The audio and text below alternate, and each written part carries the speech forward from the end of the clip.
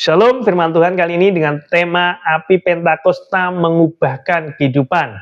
Saudara yang terkasih dalam Tuhan, sewaktu Tuhan Yesus sebelum naik ke surga, berpesan kepada para muridnya untuk para murid ini tidak meninggalkan Yerusalem. Untuk para murid ini senantiasa menunggu akan apa yang menjadi janji Tuhan kepada mereka, yaitu Tuhan Yesus akan mencurahkan Roh Kudus-Nya. Dan Roh Kudus-Nya ini yang akan menolong mereka dalam mereka menjalankan pelayanan mereka. Dan luar biasa sekali, para murid taat untuk menantikan pencurahan Roh Kudus.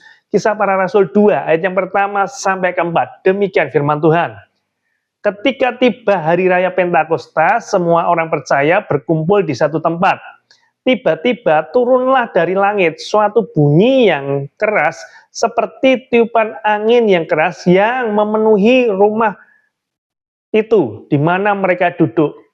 Dan tampaklah kepada mereka lidah-lidah seperti nyala api yang bertebangan dan hinggap pada mereka masing-masing. Maka penuhlah mereka dengan Roh Kudus, lalu mereka mulai berkata-kata dalam bahasa-bahasa lain, seperti yang diberikan oleh Roh itu kepada mereka untuk mengatakannya. Saudara, mereka, para murid kurang lebih 120 orang ini berkumpul di loteng Yerusalem. Dan tiba Pentakosta atau hari ke-50 setelah Paskah, mereka mendapat pencurahan Roh Kudus. Dan mereka menjadi pribadi yang luar biasa. Contoh, Rasul Paulus ketika penuh dengan Roh Kudus, maka Rasul Paulus sapu tangannya bisa digunakan untuk mengusir setan. Bukan Rasul Paulusnya yang datang, tetapi sapu tangannya bisa digunakan untuk mengusir setan. Bahkan seorang Petrus yang dulunya menyangkal Tuhan Yesus sampai 3 kali, oleh karena pencurahan Roh Kudus, oleh karena dipenuhi oleh Roh Kudus, maka Petrus bisa berkhotbah. Sekali berkhotbah ada kurang lebih 3.000 jiwa memberi diri dibaptis. 3.000 jiwa yang bertobat oleh karena penyampaian firman daripada Petrus. Bukan Petrusnya yang luar biasa, tetapi Roh Kudus yang bekerja dalam Petrus sehingga banyak jiwa diselamatkan. Apa yang bisa kita pelajari mengenai dampak api Pentakosta ini dalam kehidupan? Yang pertama, Roh Kudus membawa perubahan karakter dalam diri orang percaya. Roh Kudus membawa perubahan karakter dalam diri orang percaya. Galatia 5 ayat yang ke-22 sampai ke-23. Tetapi buah roh ialah kasih, sukacita, damai sejahtera, kesabaran, kemurahan, kebaikan, kesetiaan, kelemah lembutan, penguasaan diri. Tidak ada hukum yang menentang hal-hal itu. Saudara, ketika seseorang dipenuhi oleh Roh Kudus, maka orang tersebut diubahkan oleh Roh Kudus. Dari dulunya suka marah-marah menjadi orang yang sabar. Dari dulunya orang yang tidak bisa mengendalikan diri menjadi orang yang bisa mengendalikan diri. Dari dulunya orang yang tidak bisa menikmati kasih menjadi orang yang penuh kasih ketika Roh Kudus turun dicurahkan atas orang tersebut. Karena ini adalah hasil dari buah roh, yaitu Roh Kudus yang tinggal dalam hati orang tersebut. Makanya yang pertama, api Pentakosta mengubahkan kehidupan, yaitu Roh Kudus membawa perubahan karakter bagi setiap orang percaya. Untuk itu, biarlah hati kita senantiasa haus, rindu untuk dipenuhi oleh Roh Kudus.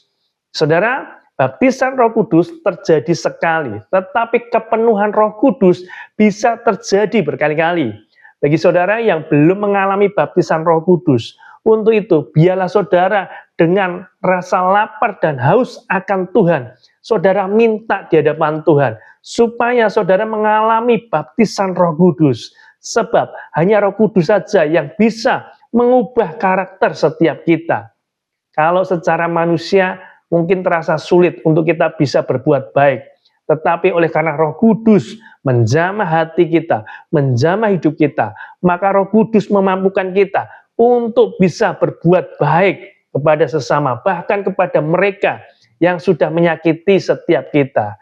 bahkan memberikan pengampunan kepada mereka yang sudah mengecewakan kita. Oleh karena apa? Ada Roh Kudus dalam diri kita. Jadi yang pertama, Roh Kudus membawa perubahan karakter dalam diri orang percaya. Yang kedua, Roh Kudus memberi pimpinan ilahi. Jadi sekali lagi, Roh Kudus memberi pimpinan ilahi. Dalam Yohanes 16 ayat yang ke-13, demikian firman Tuhan. Tetapi apabila Ia datang, yaitu Roh kebenaran, Ia akan memimpin kamu ke dalam seluruh kebenaran. Sebab Ia tidak akan berkata-kata dari dirinya sendiri, tetapi segala sesuatu yang didengarnya itulah yang akan dikatakannya.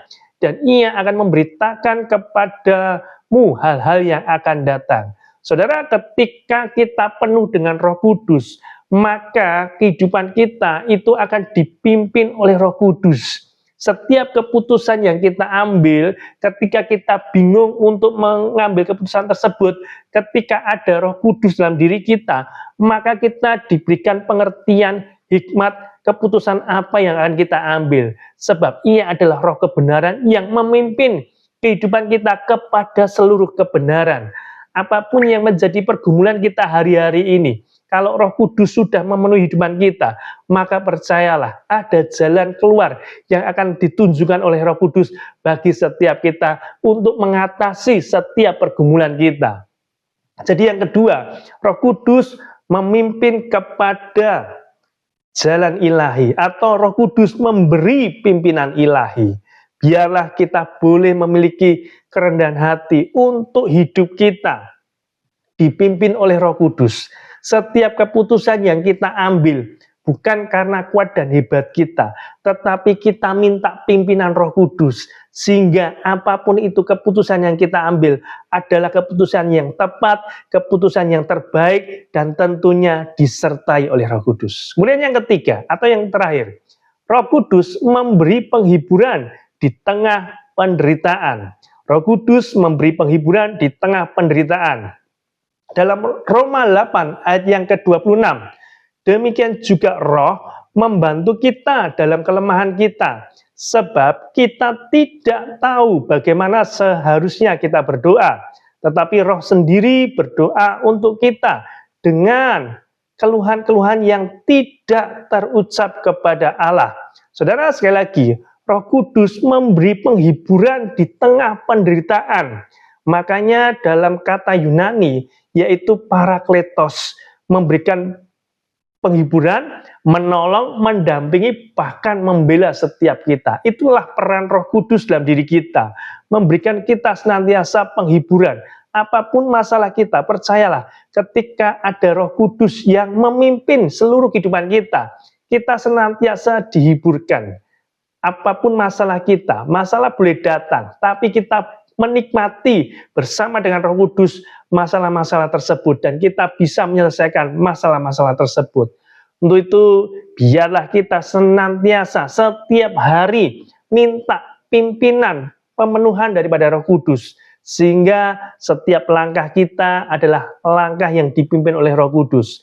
Kita tidak lagi khawatir akan hari esok, karena kita percaya Roh Kudus beserta dengan kita. Apapun yang terjadi, tetap kita bisa berkata, Tuhan itu baik. Roh Kudus menolong, Roh Kudus menghibur, Roh Kudus menguatkan.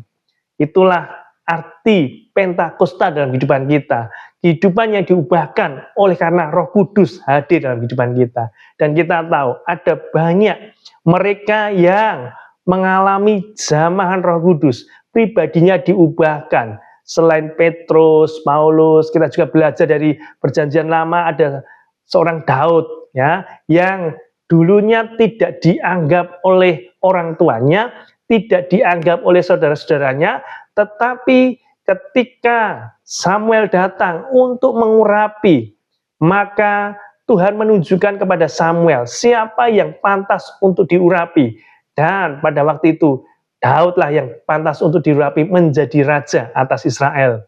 Dikatakan ketika Samuel mengurapi Daud, maka sejak saat itu Daud penuh dengan Roh Kudus, Daud penuh dengan Roh Tuhan, sehingga Daud bisa melakukan segala perkara.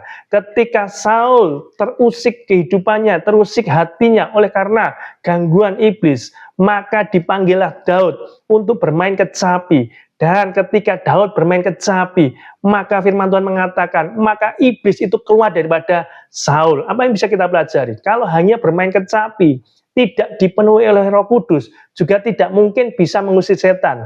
Tapi saya percaya ketika penuh dengan Roh Kudus, maka permainan kecapi Daud ada hadiratnya Tuhan, ada kuasanya Tuhan yang mengalir, sehingga iblis lari daripada Saul. Inilah luar biasanya ketika seseorang mendapat pengurapan, maka ada kuasa yang mengalir dari dalam orang tersebut. Kemudian tak hanya itu, ketika Daud menghadapi Goliat, Daud tahu bahwasanya secara manusia tidak mungkin bisa mengalahkan Goliat yang tingginya hampir 3 meter. Bahkan kakak-kakaknya saja takut. Tetapi dia percaya ada Roh Kudus dalam dirinya. Sehingga dia berkata, dia datang dalam nama Tuhan. Dan dia bisa mengalahkan Goliat.